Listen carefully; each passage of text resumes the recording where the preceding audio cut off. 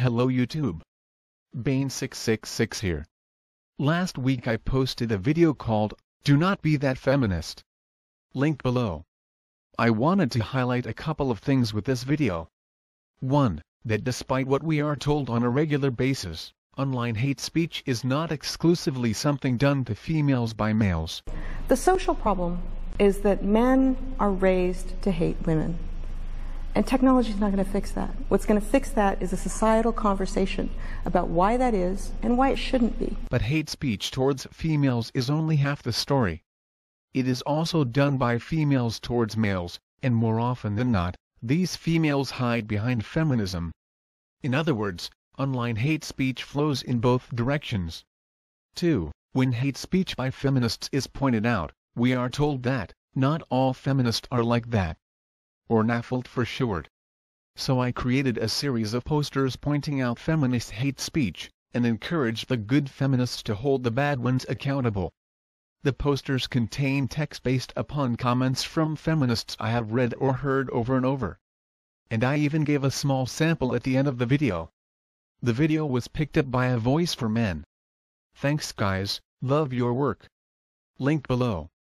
The feminist site, Man Boobz, then did an article on my poster campaign, and AVFM's endorsement. Link below. In this video I am going to have a look at what Man Boobz had to say. Let's start with their criticism of this poster.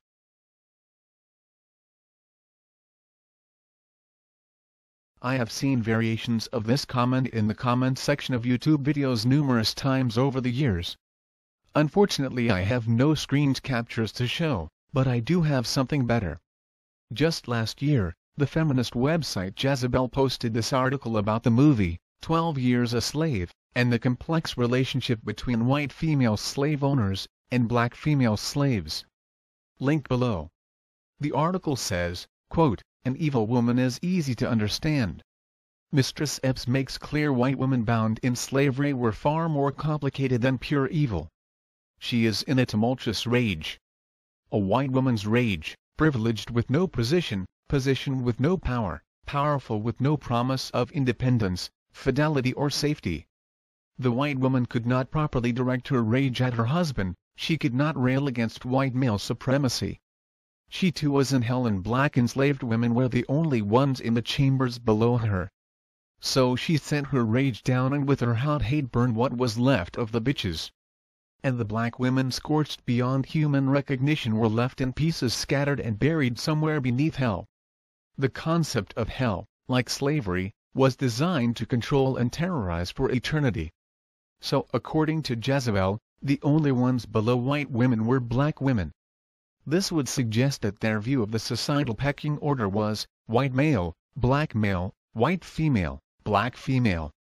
How very strange. When a white woman was caught sleeping with a black slave, who out of the two was hung?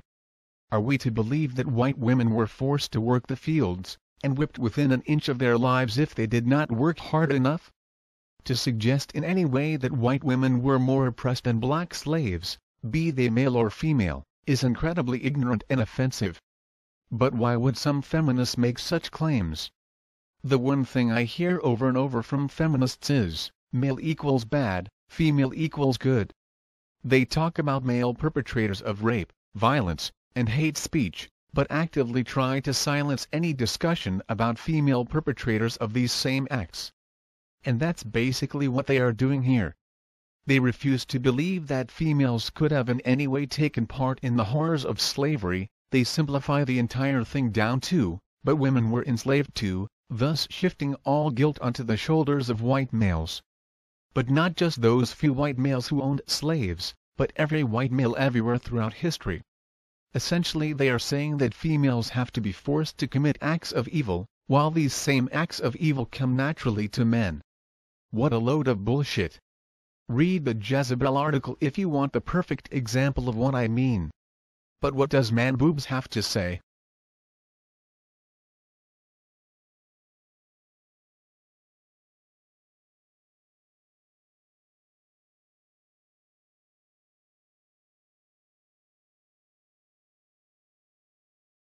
Oh no, sorry Man Boobz, I guess you need to go talk to Jezebel.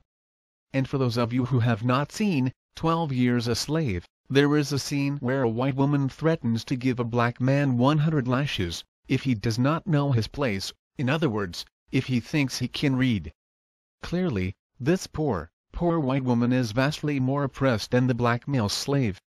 Oh well, at least, according to Jezebel, she can take her oppression out on the black female slaves, because they are the only group below her. Anyway, back to Man Boobz.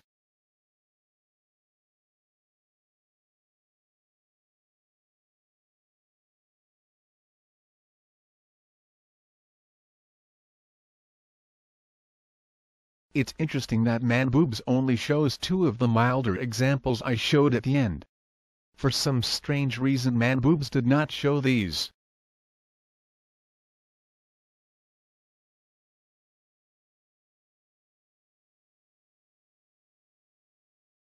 But remember folks, when a feminist says something like,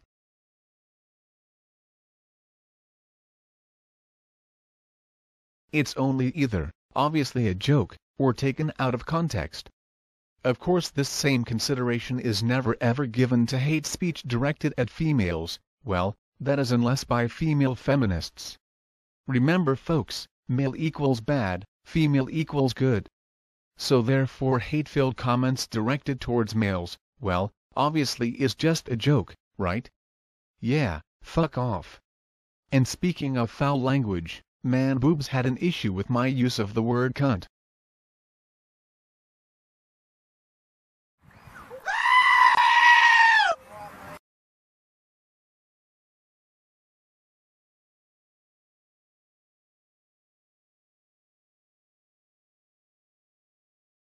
Interesting that Man Boobz had no problem with this.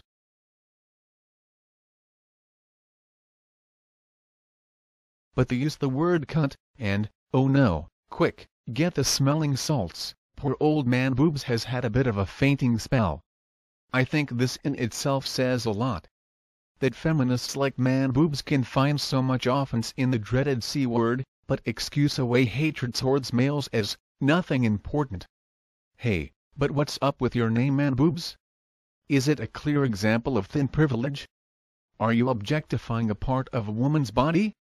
Not to worry, I am not a social justice moron trying to interpret oppression in everything around me, I will leave that to the feminists. But speaking of names.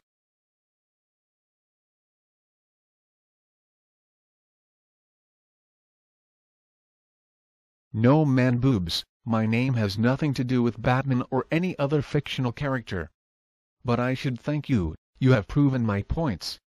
That hate speech towards males is never taken seriously, and that hate-filled feminist will always be defended by your type. It's true that, not all feminists are like that, but the ones who are, will always be defended by those who are not. If feminism is not willing to clean up its own backyard, well, I guess I will just have to do it myself.